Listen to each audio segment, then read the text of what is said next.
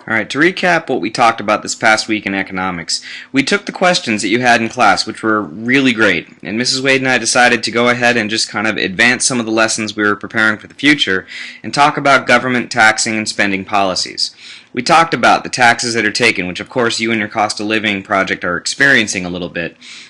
And we talked about what those taxes go for.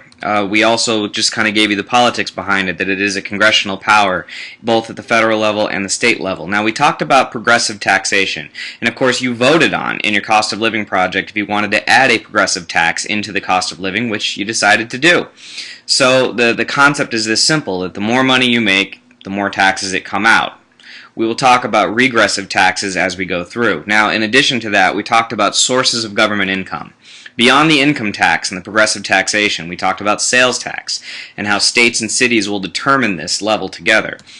We talked about property taxes, meaning the value of your home every year. You have to pay some of that back to the government for it. And property taxes go for things like police and fire departments, education. We talked about how in different states they have different levels of property taxes. And ultimately that determines educational budgets, policeman budgets, all these things that vary state by state. Now, to end the week, we showed you a documentary called 10 Trillion and Counting off PBS. In case you missed it, the link and the questions are on my teacher page under the Economics Curriculum Documents link. During that time, we talked about taxing and what a deficit is and what a surplus is, and we went through the history of it. And of course, we talked about the modern deficits, which are major, historic, and unprecedented. Basically because the economy imploded, the government has chosen to spend money to get us out of it. And how did we get that money when we couldn't collect that in taxes? Simple, we borrowed. Now there's a lot of politics behind the borrowing of money and all these things, and ultimately it has led to our national debt exponentially increasing.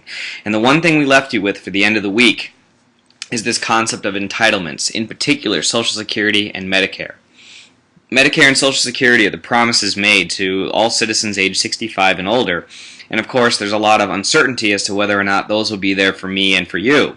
As we learned on Friday, if the system stays the way it is, current estimates by the Congressional Budgeting Office is that by the year 2031, the system will no longer be able to handle the amount of retirees that are there, especially with the baby boomer generation beginning retirement as of this year. And most of them will be able to collect by next year. We will continue this debate and lesson throughout the next week.